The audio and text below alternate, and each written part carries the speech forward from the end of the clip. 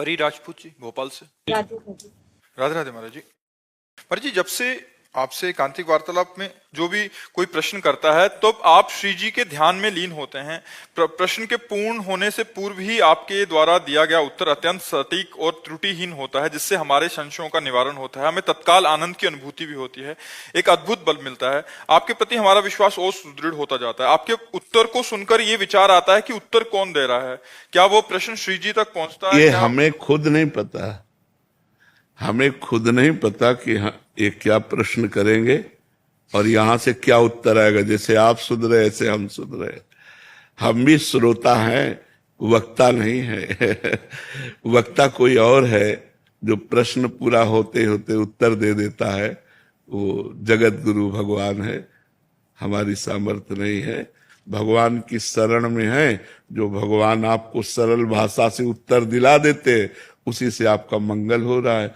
अब विद्वान तो है नहीं, अगर हम विद्वान होते तो हम उत्तर देते। हम विद्वान है नहीं, तो अंदर से बैठकर मूकम करोति वाचालम पंगुम लंघयते गिरिम यत कृपा तमहम वंदे परमानंद माधवम।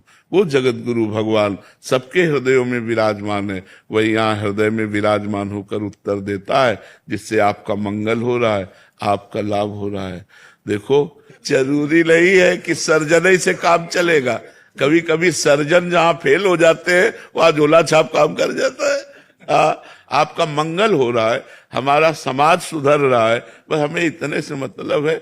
हमें लगता है समाज को भगवान ही मंगल में वचन सुना करके कल्याण कर रहे हैं। हमारी सामर्थ्य तो नहीं है, वही भगवान उत्तर देते हैं। मंगल प्रसाद जी। श्री हरिवंश राधे। राधे राधे महाराज जी। महाराज जी, पूर्व के प्रारब्ध के कारण आए हुए कष्ट को क्या हम विभिन्न दैविक अनुष्ठानों द्वारा या सकाम भक्ति द्वारा मिटाया जा सकता है? नहीं, जो प्रारब्ध बन चुका है वो कर्म नहीं मिटाया जा सकता। जो केवल कर्म है, संचित कर्म या क्रियमाण, इनको मिटाया जा सकता है। प्रारब्ध बन गया नहीं मिटाया जा सकता। अवश्य में भोक्तव्यम कृतम कर्म शुभाशुभम, भोगना पड़ेगा। प्रारब्ध जो बन गया उसे भोगना पड़ेगा। बहुत पक्का होता है प्रारब्ध और बड़ा दुखदाई होता है, लेकिन अपने दुख को ही सुख मान लिया है।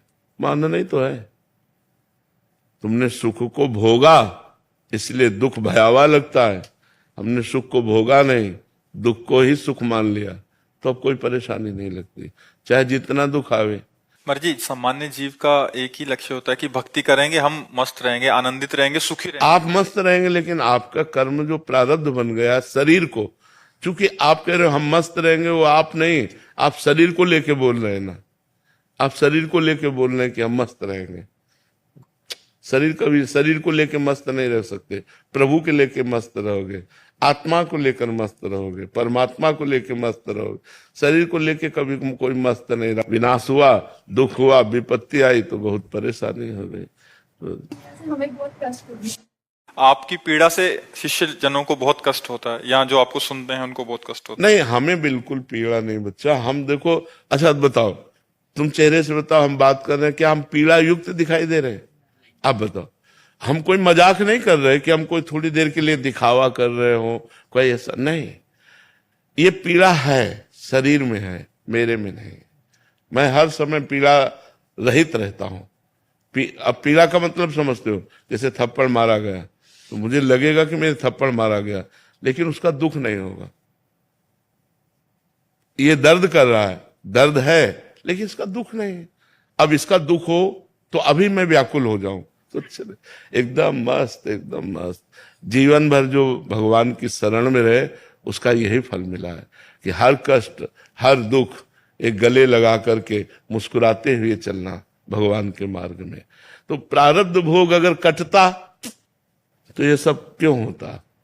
भोगना पड़ेगा, अवश्य। बड़े बड़े संतों को भोगना पड़ा है। प्रभु, अभी जैसे मैं देखा हो, अनुभव किया हो कि कई सारे ऐसे गुरुवर है जो बड़ी, ये कलयुग में बड़ी आसानी से सभी को गुरु मंत्र दे देते हैं, जिसके कई पीढ़ियों, मतलब सतयुग में किसी को मिलता नहीं था, कई तप करने के बाद मिलता था, उनको अभी बड़ी आसानी से मिल जाता है। इसलिए बच्चा मिल जाता है कि अगर हम वो कड़ाई रखें ना, जो नियम रखें ना, तो एक को तैयार नहीं हो पाएंगे। और मिलने के बाद फिर उसको कुछ दिन अनुभव करने के बाद, कुछ वर्ष अनुभव करने के बाद फिर उसे ऐसे ही मतलब, क्योंकि वो तब किया ही नहीं, उस लायक बने ही नहीं। हाँ, पर कल्याण तो हो जाए। जैसे हमने तुमसे कहा राधा राधा बोलो, आपने तो बोला राधा राधा, ठीक है ना।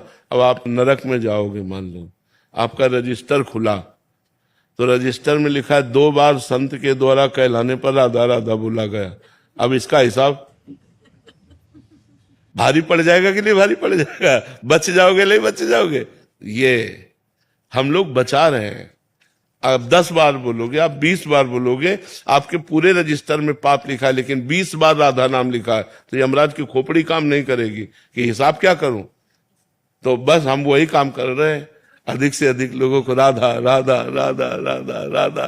पाप तुम छोड़ नहीं सकते, तो हम तुम्हें नहीं छोड़ सकते कि तुम राधा राधा बोलोगे और धीरे धीरे भगवान की तरफ चलोगे। यही हमारा कर्तव्य है कि जितने जीव बहाव में जा रहे हैं, देखो माया का एक प्रवाह है, उसमें बह रहे हैं।